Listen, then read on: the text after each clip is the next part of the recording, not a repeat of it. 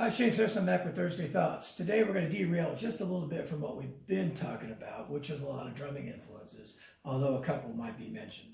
But what I'm going to talk about is my drum sets that I started with up to a certain point. And so in 5th grade, my first drum set was a Premier birch wood. It was a 20-inch kick, and 20 by 14, and then one mounted tom, 12 by 8, and a 14 by 14 floor tom. It was red sparkle. It had die-cast hoops, which was a great little kit. And I had already had a Gene Krupa snare drum, Slingerland snare drum. And that was the beginning of that. We'll talk about all the cymbals and stuff like that at a different thing. But I had that kit for 5th grade, 6th grade, and 7th grade. And then my mom called one day, the very day that Buddy Rich was in town to do a concert, for me to ride up and pick out a new drum set. And she worked next door to the music store. The music store was called Chuck's Music Center in Murray, Kentucky. Next to it was Owens Food Market. So I rode up there, and Chuck was really pushing the Premier kits hard at the time. It was a pretty small store, so he never had a lot of stuff there. But I ended up getting a Premier kit that was a 5-piece, and it had a Premier 2000 snare drum. It was chrome over aluminum with die-cast tubes. I still have that snare. It's part of one of the snare videos that I posted.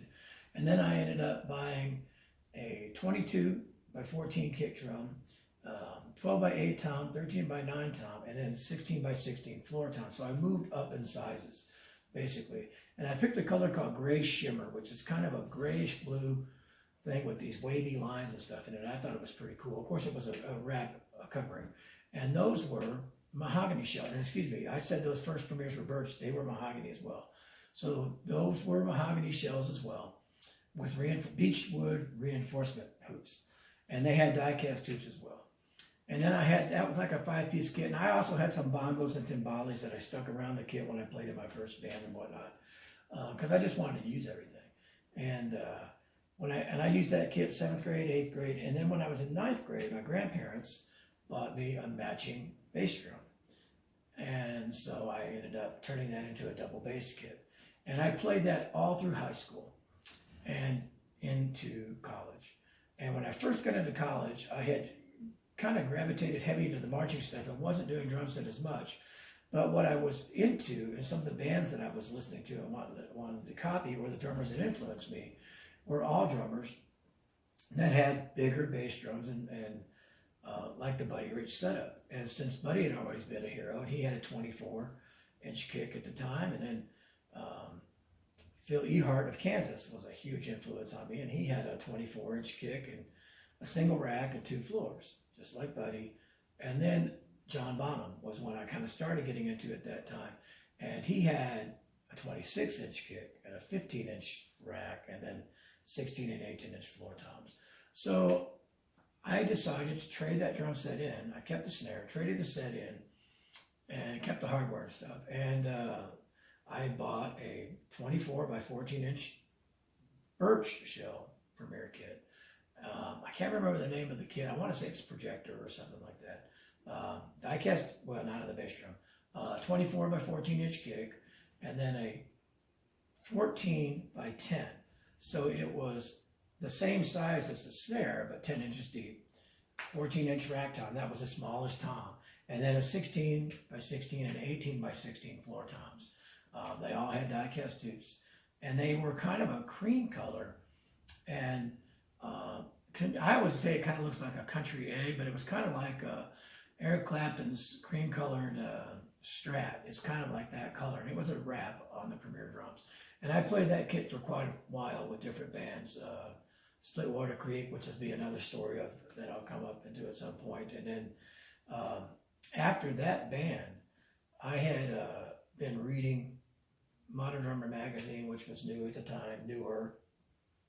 And MTV was pretty new at the time, and I really started seeing these deeper shell drums. Excuse me, I feel like I'm going to sneeze. And I kind of felt like maybe that was the direction I was going to go. And I had gone to the music store and asked Chuck to see if he could order 2 toms for me. And Premier, A, quit making the color, and B, didn't make the deeper shell toms at the time. Now, the power toms were all the rage then, so, or at least leaning toward the power toms. So through an ad in the back of Modern Drummer magazine, I saw a place called the Modern Drum Shop in New York, and you could buy blank shells. So I bought a 10 by 10 and a 12 by 10 maple shells, undrilled, everything like that. And they were just unfinished with bearing edges done, and that was it. I'm sure they were made by Keller. I believe they were.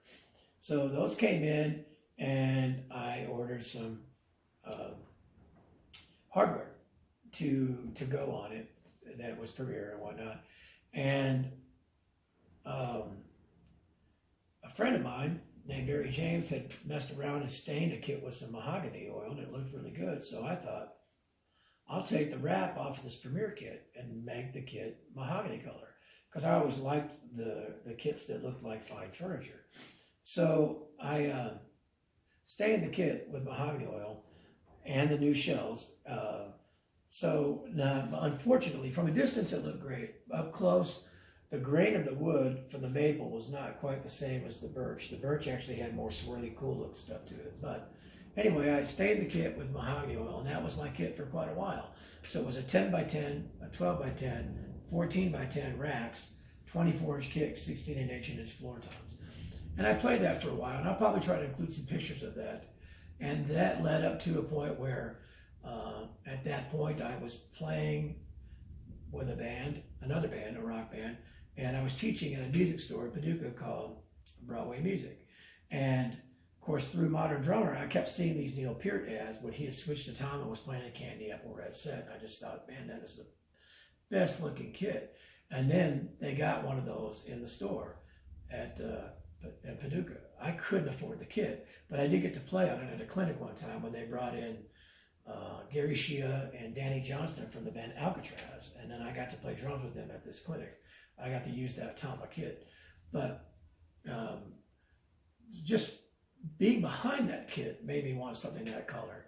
And through this band I was playing with, the guy who house we would practice at, and he played guitar and whatnot, he actually painted cars for a business. So he painted my drums Candy Apple Red. So that is the pictures of the Candy Apple Red Premier kit that I've posted a few times.